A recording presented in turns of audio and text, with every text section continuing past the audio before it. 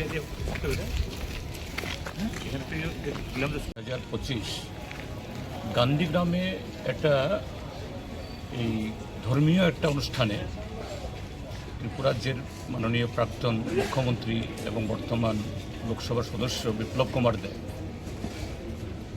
আমাদের পার্টির বিরুদ্ধে একটা সম্পূর্ণ যে বাস্তবতার সাথে কোনো সম্পর্ক নেই এবং মিথ্যা এবং সম্পূর্ণ একটা বানানো আমাদের পার্টির যে এই ইমেজকে নষ্ট করার জন্য করেছেন, যে মাতাবাড়ি মন্দিরের তার যে দান বাক্স থেকে নাকি সিপিআইএমের সরকার থাকার সময়েতে অর্থাৎ বামফ্রন্টের এগুলো চুরি করেছে এবং এটাকে নকল জিনিস দিয়ে এই দান বাক্সগুলো ভরা করা হয়েছে।